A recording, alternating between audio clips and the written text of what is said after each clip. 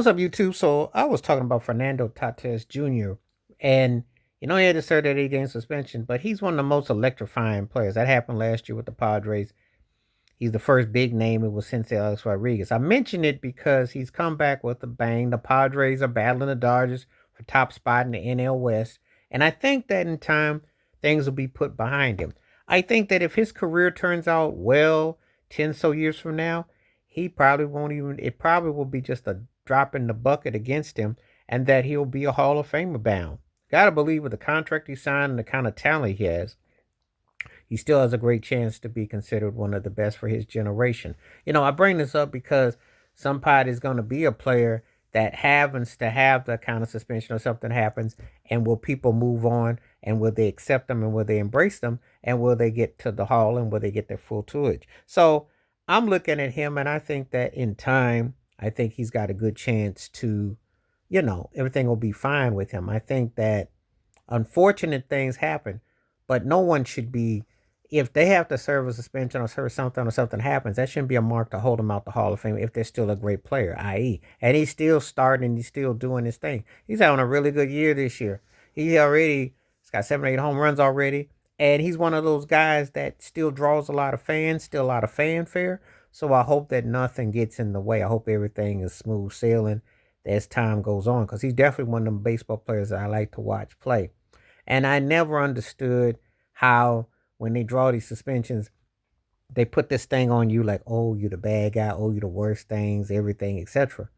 But the reality of the matter is that, it's a lot to be learned from it.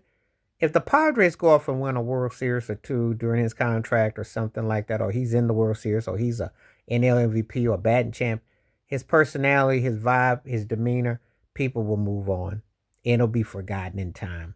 It should be, because baseball has a tendency to want to hang on to something negative and use it against you and politic and, just be all mean and all, but they shouldn't be holding this like this. They should go on and move ahead from it.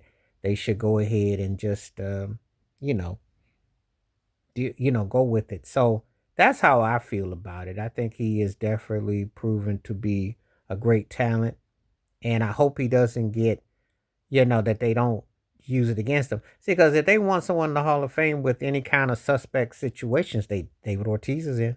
He played the game.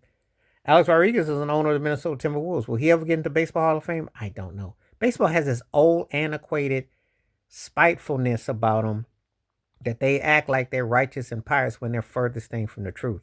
Baseball can never, ever be judge and jury when they wouldn't even allow a black baseball player until 1947 with Jackie Robinson in the National League and Larry Doby, who they don't even talk about in the American League.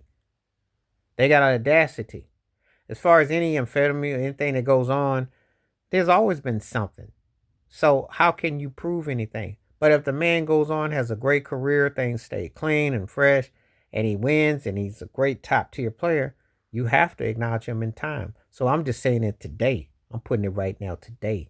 Give Fernando Tatis his due, and I hope that in time that everything will go the way it's supposed to, and that he will get his fair situation, because he's a very talented young player, and looking forward to years to come. And I think they're gonna be battling the Dodgers.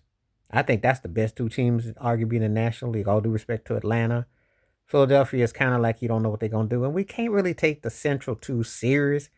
We see them, but we don't really know with Milwaukee, Chicago, and them. But Atlanta and the New York Mets aside, who are very legit worthy, and Philadelphia we'll see lurking.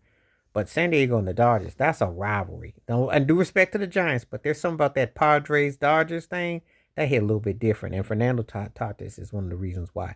So let's hope that he stays healthy, keeps on going, and we're going to see how this turns out. Please like, subscribe, welcome thoughts, comments, and I do respond. Thank you. Wash your hands. Keep your mind clear. Watch out for another. Share it if you like, and hit that membership. Stay safe, stay blessed, stay woke, stay free. I'm out. Peace.